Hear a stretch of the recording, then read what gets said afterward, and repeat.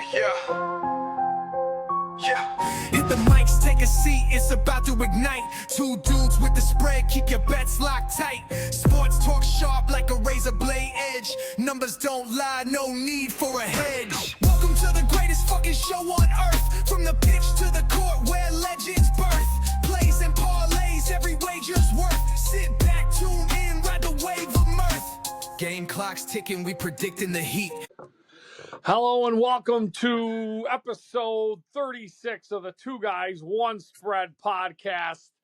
I'm Joey here with Tom, ready to talk some football action, see what else we can get into. Busy time, a lot of stuff going on. Basketball's kind of kicked in. College basketball, huh? All right, it's getting there. I mean, we're just getting you start a little sprinkle of college basketball here and there. I know. I watched a little of Duke, Kansas last night just because I was kind of excited for it. Hockey season, depending on what team you're a fan of, that could be exciting or it could not be exciting. And football, of course, is always exciting. We'll start off with football a little bit here. I know. We're one of the big topics in the NFL here is where the Chiefs are at, right? Yeah. Are they going to make the playoffs? Is this just a down year for the Chiefs? It's funny. Mahomes is probably having his best fantasy season he's had in probably 3 years, and they're struggling. Now, I mean, they got Rice back, and it hasn't helped the wins. Their offense seems to be all right. I don't know. I mean, it helped. It helped for like 2 or 3 weeks. It feels like it helped. Right. That Bills game really threw things off the track because they were really rolling. And I mean, I know the Bills game didn't end up like a 24-point game, but I mean, anybody that watched it, it did not feel like a close game at all.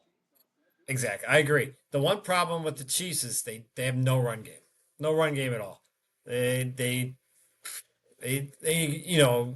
watched every Bills game, and it seems like anyone can run against the Bills. And for some reason, the Chiefs, they go away from it right away. And I think that's one of their big problems with their offense. They're just their division's better. They probably Denver is much better. The Chargers, I don't know what's up with the Chargers, to be honest with you. I'm very confused about the Chargers. I think the world is confused about the Chargers. Yeah, if you watch, you're like, who? I know they got a lot of offensive line injuries, but man, but don't a lot of teams? I know everybody's going through injuries. I just don't understand. They put up 6-10 points and then they dominate a team, and you're like, what is going on? Very tough team to figure out. I think I'm probably 0-5 betting. You stick away. I'm sorry. The Chargers are not a good betting team for many years now, but again, this year's another one. Jags have been up and down. You're like, man, they get there's a lot of that out. It's been a weird year. Not a weird year. I think this is the NFL and what they want, but week to week, it is a week to week league. As far as you're like, Chiefs are the best. They are amazing. Yeah. Now they're terrible. They can't win a game. And you got the Panthers beating the Packers, then going back and then getting beat by the Saints, which I'm very upset as a person who had them in a survivor pool. But it's just week to week. It's tough to figure out this league. I feel this year. This is the most. I mean, I've heard of a couple sports things I listen to. It's the most wide open the NFL really has been. I agree. If I think the consensus, a lot of people are going to go either Eagles and Rams as the top two, which, if that is the case, it makes me feel good about my Seahawks. We just had an absolutely atrocious game offensively, and we had a reasonable chance to win. I didn't think the last 5 minutes of the game we did a great job of. I don't think they were urgent enough because they could have got a little closer to kick that field goal. But, yeah, it's tricky. I mean, the Chiefs they still have the Colts, the Cowboys, the Right. Texans, the Chargers, the Broncos. I'm not going to count the Titans and the Raiders. I think they'll win those games. Right. Those other games are all games that they can lose. I don't think they go 5-0, and that puts them in those games. That gives them 6 losses, and who really knows? Because I think the Chargers are 7-4. I mean, they're hard to figure out, but they're Yeah.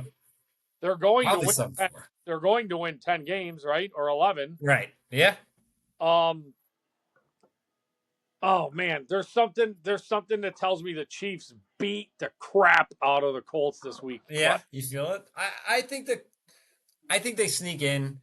Um, we got to go. There's 2 from the AFC East. 2. I'm trying to look. I mean, you're 10 doesn't necessarily get you in because Seattle missed with 10 before. Right.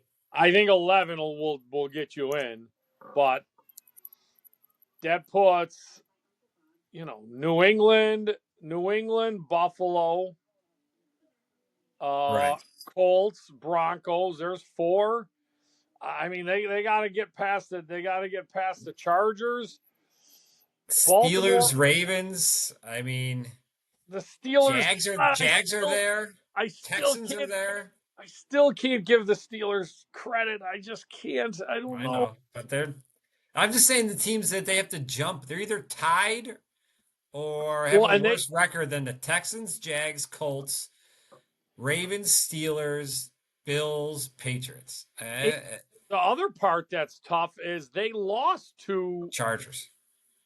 They lost to the Texans. No, they didn't. No, they didn't. They lost to the Jags. Right. And they lost to the Bills. Did they lose to the Ravens? Early on, I believe. Was that I don't know. I don't remember. I just feel like there's at least 3 teams, and potentially the Colts here. They're going to be in tiebreaker problems with. So, I mean, interesting, very interesting. Chiefs. It's funny, we talking at the game on Sunday, like, who do you want to win, the Broncos or the Chiefs? It's technically better for the Bills as far as seeding and everything with the Broncos lose, but you're like, man, if the Chiefs could get out, it's just a mental block for the Bills and other teams that you're just like, man, if they're not even in it, it's just huge for other teams to. Until if I was any team in the AFC, if I was a fan of any team in the AFC, I would be rooting against them until they're mathematically eliminated. I don't any other option. I just think that's such a huge advantage, right? Or it just clears that path up. So yeah, that's super interesting stuff. We'll see. They're tough. I don't know. Something tells me that they're just gonna pile on the Colts, but we'll see. I mean, Jonathan Taylor's an absolute monster, and I guess that could kind of lead us into we were going to talk some mid-season or maybe a little after mid-season. It depends if you had a buy or not, but it's pretty much mid-season. Yeah. Awards. The big one's always MVP, which is basically penciled in for a quarterback. But do you think a quarterback should win? Taylor's not even in the. I mean, it's the 3rd current voting. I mean, Vegas odds to win the MVP. Who's above him? May and Stafford.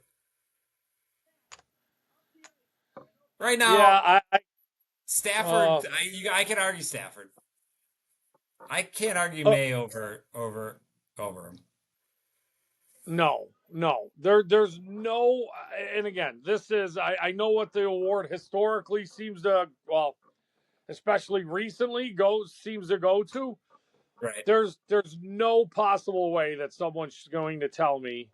Let me just look at his numbers, but I do think I do think Stafford probably has the best case, especially being a quarterback in that position, to be MVP. I mean, at one point they said, was it he just had like a 5-game stretch of like 20 touchdowns and no Yeah, picks or something. unbelievable.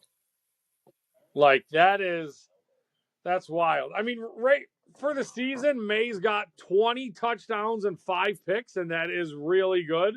Right. Oh, no, right.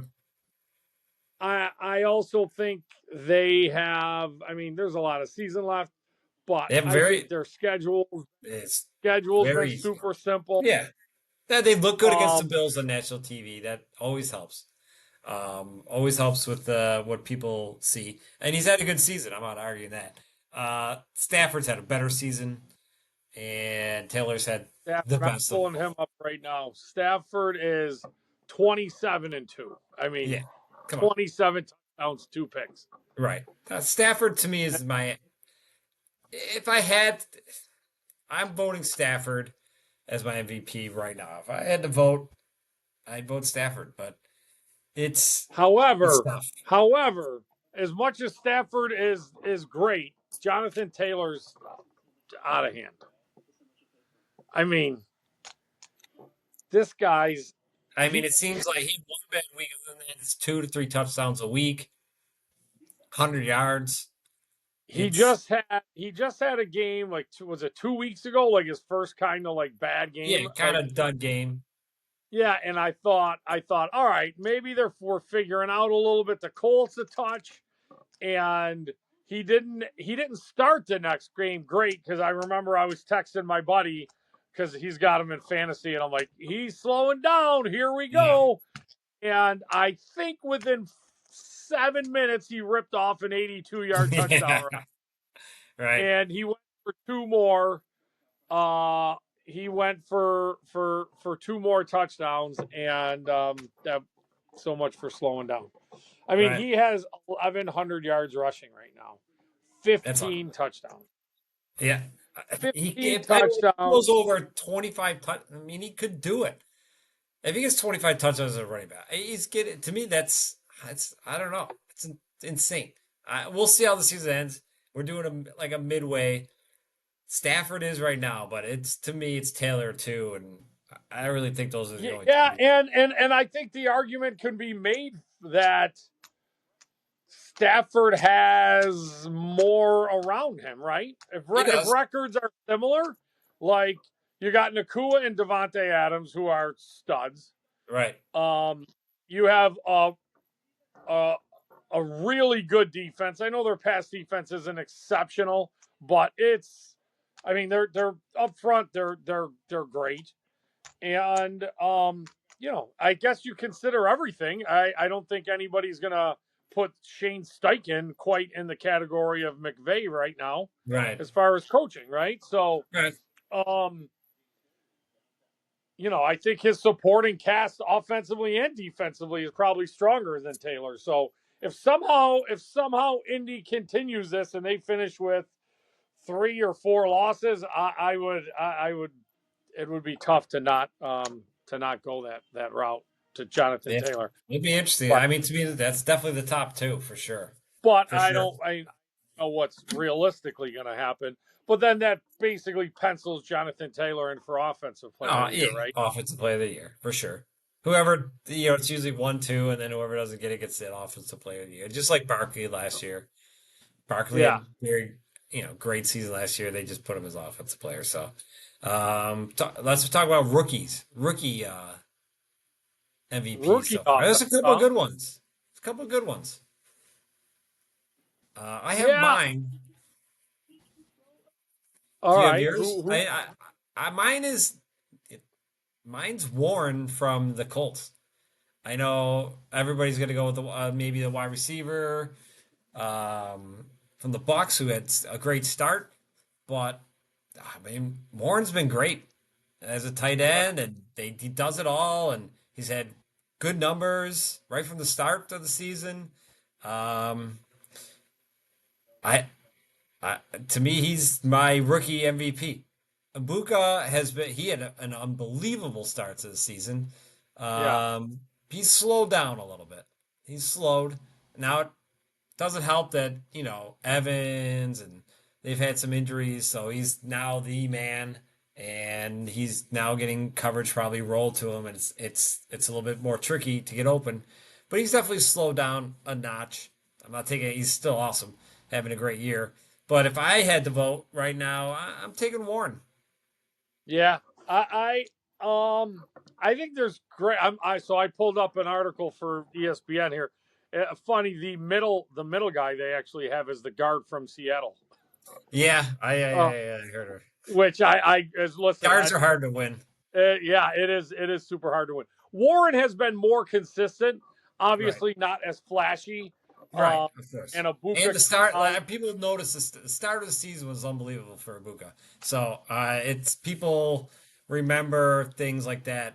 It's in their brain. Big weeks. I don't think Warren's had like the same top week as maybe Ibuka, but he's definitely been a steady the whole way. And for a tight end, he's been great. So yeah, it's tough, but that's where I would lean.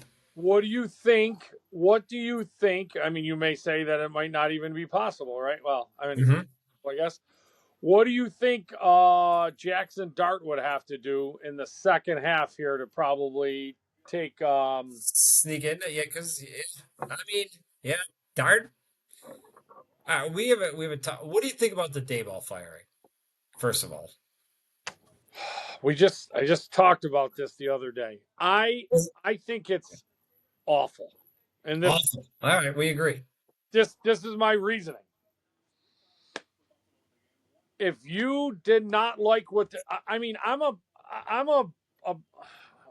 guy like if you didn't like what this guy stood for, or if he wasn't good enough, why was he allowed to continue in the offseason? Right. And why did you allow him to? Because he picked Dart, right? He definitely had some say in it. Oh, yeah, no. There's a lot of videos saying Schoen didn't even want him. And they're like, you definitely want him? He's your guy? And Daboll's like, yes, we want him. So this was more of a Daboll guy than anything. Then so I don't let him draft a quarterback that he wanted. And listen, they go into the season with Wilson. He's awful, just terrible. And you go, all right, we're gonna go with Dart. If I'm a Giants fan, you know you're not good. You're not a good team. Yeah, and I get it. They've blown leads in the fourth quarter. They have. I understand. They probably should have at least 2 more wins. Doesn't matter. You're not going anywhere. You want to see, is Dart the man? Did we draft the right guy? When he's in the game, are we better? Is he improving the offense? The answer is a resounding yes. When he is playing, the Giants are a much better team. Now, Daboll has something to do with that. It's his guy. Now, because they blew a couple fourth quarter leads in a season that really, to me, is all about Dart. It's all about Jackson Dart. That is the season. Their defense should be better. They got too much talent on that D-line to be as bad as they are on defense. But that's what we're talking about. The season is about Jackson Dart and seeing how good this offense is. Now, he loses Scatterbo. He loses Neighbors. He's got no one, and he's still moving the offense. They should have beat the Bears, and he goes out, and Wilson comes in. They fall apart, and they lose. They lose against the Broncos. They fall apart. Whatever. It doesn't matter to me. As a Giants fan, it sucks. You always want to win. Is Jackson Dart the guy? To me, it's yes. Okay, he is the guy.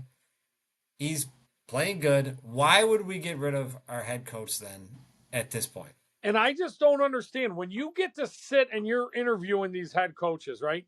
You can interview them as many times as you want, right? There should be very little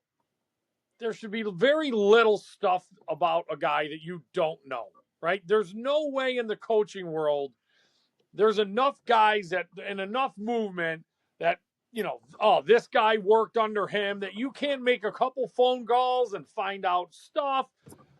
When you hire the guy, he has the characteristics and the program that you want to build. Now, if it goes completely south and stuff starts to happen, and there's again maybe behind the scenes, maybe there were players that didn't like him, right? Multiple players, or maybe there were other issues that we don't know about. I guess we'll never find out. But I look at it, as much as I hate Pittsburgh, they find a coach. They've had 3 coaches in it's unbelievable. It is unbelievable. But they find a guy who runs the program the way they wanted to do it, right? And they give them time to fix it. Like these it's just, there's different, there's businesses that are like this too. Constant change. You don't give them time to bring it in. Again, this is Seattle.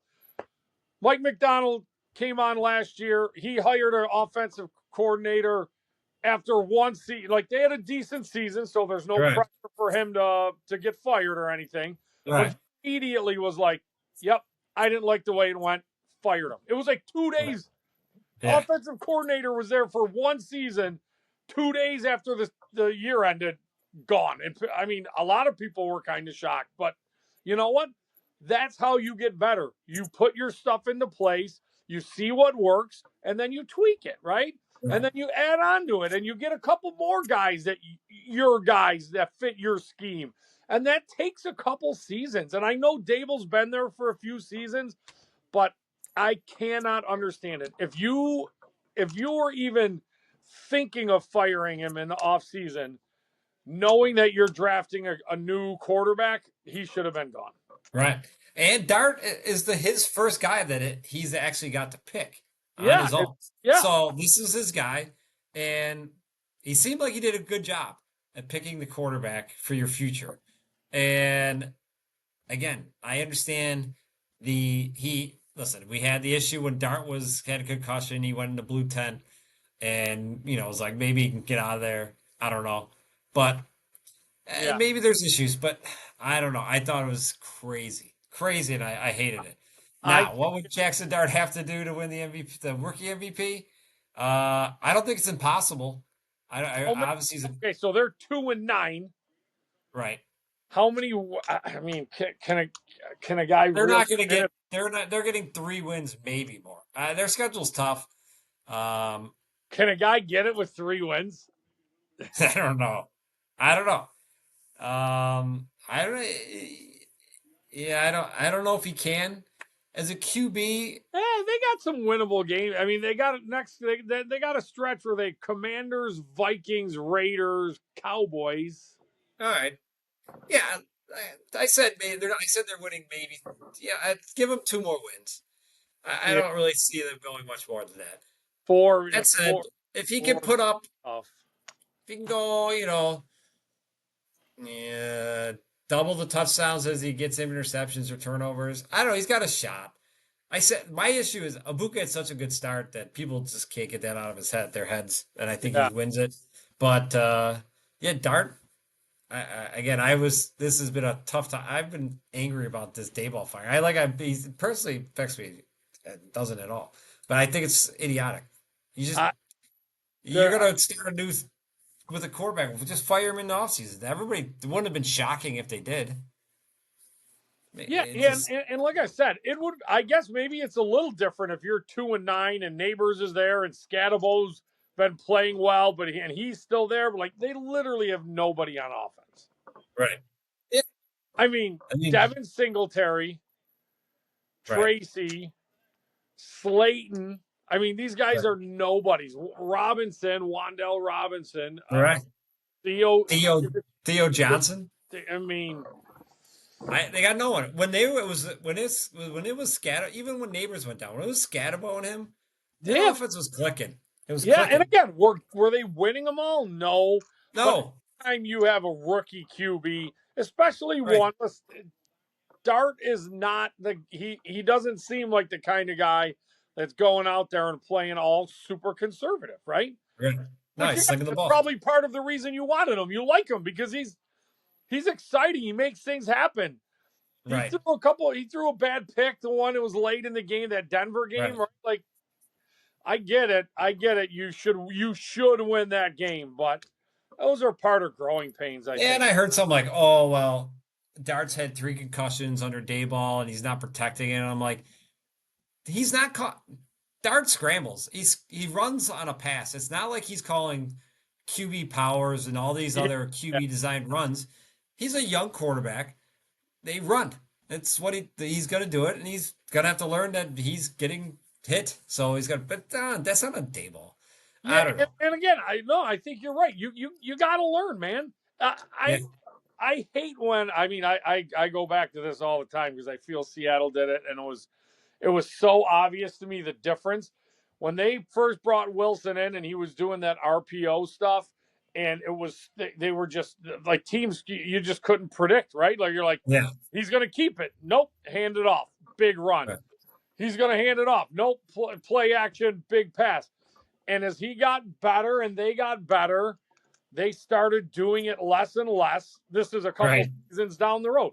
Why you can't draft a guy who's got a great skill and then be afraid to use that skill, right? No, Right. Yeah, I hear that. if it's 3rd and 17 and you're going to be 9 yards short in the middle of the, I don't want you getting crushed in the skull, right? Right. Put your head down in the playoff game or when the time comes, but or get out of bounds at the right time, and that comes with it. But if you're gonna try and protect him to the point where you're not having him running, you shouldn't have drafted him. You should have drafted a pocket. No, I agree. I mean, off topic, but Daboll bothered me. I want to bring it up, I guess, since we brought up the Giants. Any other rookies that you like? Nah, I mean, I think there's been a bunch of these. I think there's been a bunch of the Those big name running backs and all those big name running backs that came out have not done anything. I don't want to give away one of my fantasy strategies, but I guess I will. Every single year when people are just drooling over these running backs, right? I almost take none of them. You just can't. I mean, how many guys we got? Woody Marks, Bill, Caleb Johnson, Henderson, what other? Hampton, Genty, Judkins, all of these guys. Are they nice? Are they nice players? Yep. Right. They've some playing time. They've made some plays. Are any of them been super impactful? Nah. No. They have a game. Yeah. So like all of those guys that Scatterbo. I mean, to be honest, Scatterbo's been the best. Scatterbo's the best. He was the best of all of them. He was the best of all of them. Right. So yeah, I agree. And then I just think the other rookies, it's not consistent enough offensively. Loveland hasn't been consistent enough offensively. Right. Ted McMillan, I mean, he's been good. He's been impressive. Ted McMillan, I mean, he might at the end be the best receiver out of the young class. I mean, Ted McMillan's been pretty consistent throughout the season too, and he's probably gotten a little bit better. Yeah, that's a good mention of Ted. He's been good. Yeah, they're in a tough spot because I don't. What do you do with Bryce Young? I mean, he just had 440 yards. The 3 games before that, he was like between 100 and 150. Yeah, and I know. I'm sorry, in the NFL, unless you have those couple freak games, right? Like you have the Bills had a game or two where you're up by 21-24 and you're like, all right, we're not passing. Right. In a normal NFL game, if you're not getting over 200 yards, you weren't there. You weren't there. No, I don't know. I know he's got to resign. Is this his third year? This would be this is his third year. This is his third year, I believe. Yeah. So I guess you have. I mean, you got one more year. You have another year, but if he's not the guy, that's another year, right? I know. No, I know. That's another year, but I don't know. I mean, they're going to be drafting reasonably high. I guess maybe it depends on what QBs come out, right? Yeah, it's not a great year for the QBs, so it'll be interesting there. Um, though. So we'll see. Tet's a good mention though. I can't think of anybody else that's really had a great rookie season. So any other MVPs you want to talk about? No, I think those really are, How those. about go the opposite way? Just fantasy busts. Not talking about injuries. You can't do anything about injuries, but guys that are just top two, first, second round picks that have just not been good. I mean, I have one that I wanted, and he's been awful. And that's Brian Thomas Jr. I wanted him almost in drafts. I'm like, this guy was a stud last year. Their offense, even though I wasn't really high on their draft pick, I Oh, thought it would help him out. And he he was has been awful. so last year I remember in some of my, this is even after the draft, right? But in some of my research, they were just talking about how they're like, this guy's great. So Yeah. I had him in a bunch of leagues last year where I Right. got it. I usually like I'll find guys like that I will think is a good scheme fit or is ready to break out or a big rookie. And like I said earlier, I don't love rookies, but I'm a little more willing with receivers than I am running backs. And I'll take them a little bit earlier than where where the consensus is that they'll go. Yeah. So I had a bunch of him last year.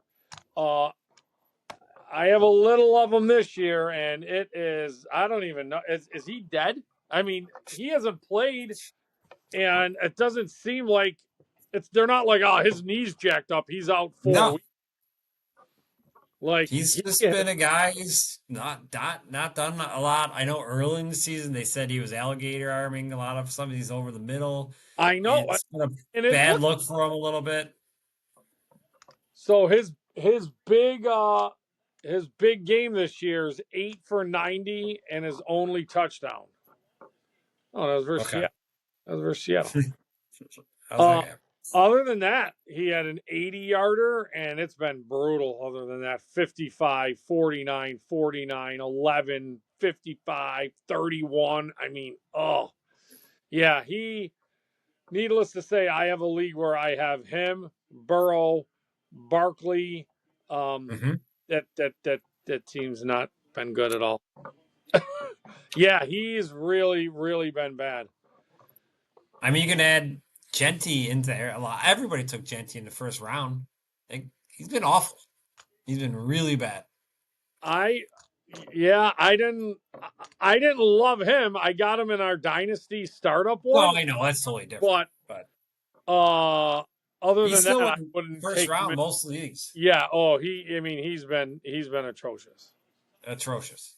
I mean, their offense. I mean, they've had injuries, but they're not a good offense. And the Sabres are going to lose to the Flames. I'm done with the Sabres. I'm done. Yeah, no, he's been a problem. You know who else? Let me look at his numbers, maybe, because I to be honest, I don't have a ton of them. But and part of the reason I'm going to bring him up is just because I have Justin Jefferson. I don't say I haven't looked at his numbers, but it's not been good. It's not JJ all on him, McCarthy. but JJ McCarthy and me and my big buddy Nick, we go back and forth. JJ McCarthy's a mess out there. yeah, I agree. I mean, I've seen him play like 2 good quarters, and I don't even know if they were full quarters, but he's not good. Yeah, I'm not impressed by him at all. So, and I know they say like, I mean, it's 52%, 53%, 52.9% completion percentage, right, 6 touchdowns, and 8 picks. Right. No, he's been awful. And if you watch that team or him play, he's been awful. Somehow when they're playing, they still stay in games, but He's been bad. I think they're upset Wentz got hurt. I think he gave him a better chance. Not that he was amazing by any No, he means, wasn't. but No. I think they're upset that Wentz got hurt I because now guess they're just Jefferson's got 747 yards through 10 games. So he's going to finish with 12 or 13, which is right. not, he's usually more of a 15 to 16 probably, right? Right Yeah. throughout his career probably. Let me see. But yeah, he just seems to have stood out. Yeah. I mean, he has been 15. He had the injuries before 18, 16. So it's a down season. It is a down season, which I think is a big part because of the quarterback. But Right. they they're gonna have to figure that out because that seems like it's bad. AJ Brown, he's one I want to bring AJ Brown up You got to because bring him up. that son of a bitch is not trying. He's not trying. Right. That game the other day, it was a Sunday night, might have been the Packers one. Yeah, it was 4th and 6, right towards the end of the game. Right. And I know I heard something that like basically him and Jalen, like I don't know if they changed the play or whatever, but Jalen threw that guy a pass. Hurts threw him a pass down the field, 30 yards. Right. It was to the inside a little bit, but AJ's looking.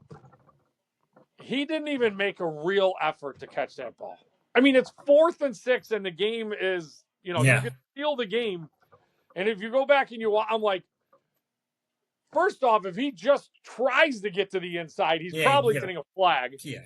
Yeah. And I was just like, dude, this guy's not trying. They're winning. Something is not right in Philadelphia. I don't know. Yeah, I agree. I don't know if it's Their offense isn't really doing anything. Hurts is, I don't know. Hurts is one of those weird guys I can't put a finger on either because I don't think he's that good. But they won a Super Bowl, so what do I know? But their offensive line was amazing last year. It's not as good this year. They don't have the running game. Their defense is still. Their front line is so good. Yeah. Their defense is excellent. So.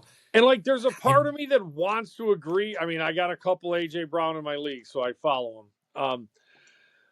There's a part of like the other day, he's like, listen, I know we're winning, but we're not winning because of the offense. So that's why he's mad. He's like, we're not playing well offensively. Right. I'm mad because of that. And there's a part of me that makes a lot of sense, right? Like, that makes sense to me, but I just don't.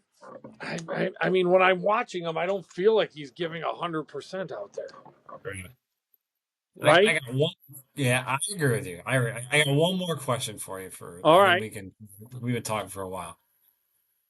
Is Sam Darnold good? That's the question.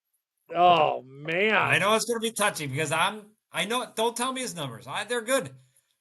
They were great last year, up until the last game when it mattered, and then he was awful. Got to the playoffs, and he was just as awful. Now he's had a great season. I'm not arguing. I've watched actually more Seahawks games than I usually do, and I love the Seahawks. I think they're a great team. He's been good. Big game. Rams. Yep. Not the best game I've ever seen a quarterback play. Now, I didn't watch all the game. Some of these picks, I'm not sure if they're all on him. They usually aren't, but 4's a lot. Some are on you. If you throw 4, that's some coming your way. I'm just saying. It is. Is it just a bad game, or is this a big game issue? And I'm not 1,000% sure that I could figure it out either because some of the Seahawks insider guys that I read have essentially said like 3 of those 4 picks weren't completely on him, right? Like the receivers, he's supposed to not leave that, that route over there. Right. The one that they did say was on him is he kind of stepped up in the pocket and just kind of threw it to avoid the sack. Are those? This is my question. My question is: Are those mistakes? Are those mistakes fixable with experience and maturity? I mean, he's got experience at this point. He's 7 years in the league. He's got experience. He's got maturity. He had a great 16 games last year. 17th game he was awful, and the 18th game he was terrible. And I'm just saying that 17th game they needed a win for home field. Yeah, no, they were all big games. The last couple really big games, and even a couple big spots this season. A couple big spots this season. Pick. There's been I know picks. you're right. Now, one of them hit a guy's helmet, but it's a pick, right? It's a pick. So it's just, I think you might have frozen. I like the Seahawks. It's an alarming thing for me. It's a concern. I don't know. I don't. I guess we'll see as a little bit comes along as we get some more games down the stretch, because he's definitely going to get some.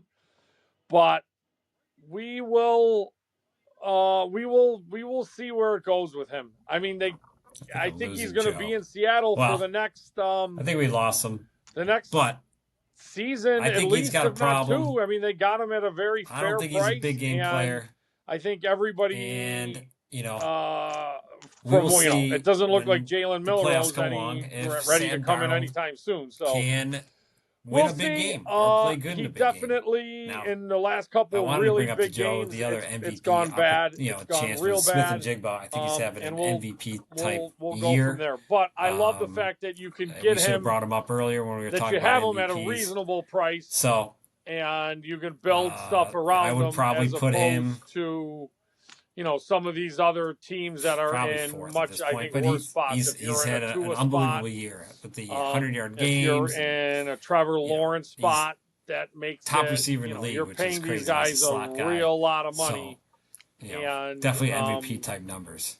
That kind of means you Joe can't comes spend back. it. I don't know. He looks like he's thinking. If not, we've been talking for an hour anyways. So it's going to be what it's going to be. But thanks I think everybody he's going to be for there listening. For 2 years. You know how to. I think Seattle's definitely going to have a couple more big games this season. So we will. Podcast places is usually Joe's spot. I don't even know where that takes YouTube, us. Apple. And see if we can get more answers if Sam could play a big game or not. And see you soon. Tommy got cut out here, so I'm just going to keep rolling a little bit. I'm going to talk about a couple games or bets that I'm looking at for this upcoming week. I listened to some betting shows today. I guess I hinted onto this a little bit earlier about the Chiefs Colts. That spread is 3.5. I wish I could have got it at 3, but I'm gonna be betting the Chiefs there. I think that they are gonna come out and really play a solid football. They're gonna key on stopping Jonathan Taylor, and I think Spagnuolo will have a couple big blitzes, timely defensive stops, and things that rattle Daniel Jones a little bit. And we'll see if the Colts can come out and win this game. That's I guess we've said this before. I think they're 8-2, so they should be serious contenders. But I think that's going to say a lot, and that's going to be a statement win. And I really think that's going to probably be the nail in the coffin for the Chiefs, because I like I said, I think they're going to win or lose at least one other one, but we'll see about that. I like I'll lay 3.5 there with the Chiefs. Man, there are a couple games that are really tough to try and figure out. A couple bad teams. There's a lot of bad teams out there. Another game that I like. Let's talk about the Thursday game in the Bills. That has gone to 6 points. That's a little too much for me. I don't know. We'll see what Bills fans think. I'm not sure exactly what to think of Davis Mills and their offense, but the Bills defense is not exceptional either, so I think they can put up some points. And Houston's defense is really good. They are top 3 against the run and against the pass. They are outstanding. Their edge rushers, they have the only 2 edge rushers with 8 sacks each on both ends. So I think that's going to be a challenge for the Bills. And the Bills have some injury issues, and we'll see. I think if the Bills have a chance, it's going to be some up the middle runs with James Cook. And I say this all the time. As a Bills fan, I'd like to see him involved in the passing game a little bit more. Maybe some screen passes to try and slow that rush down would be a good idea. But I think 6 points is a lot. And the other game that I will go with is going to be I'm going to go with Arizona at home getting 3. Jacoby Brissett's been pretty good, right? He is an experienced guy. I mean, you look at last week and they got their doors blown off, and a lot of that was in garbage time. But his numbers have been pretty solid. And the Jags are a tough team to figure out. They're on the road in Arizona. I think Brissett could put some points up, and I think he's going to be able to keep that. I think he's going to be able to keep that game close. So, those are a couple games that I like. I'm also debating about putting in a teaser this week. And if I put one of those in, I would definitely be including the Chiefs in that one. I also don't necessarily hate my Seahawks on a teaser. Spread's 13.5. That's a lot, but I think their offense will figure it out a little bit and put some points up, and I'm not sure Tennessee's going to be able to score on Seattle. So, with that said, that's going to bring this episode to a close. I appreciate you guys sticking with us and listening. We're going to try and get a little more consistent with our coming out. I think we're going to try and do every Wednesday. We kind of set that into place and maybe get some bonus episodes in there. Personally, my life has slowed a little bit because I'm a break for one of my teams that I coach. So if you listen, please share with your friends. See if we can get some more followers.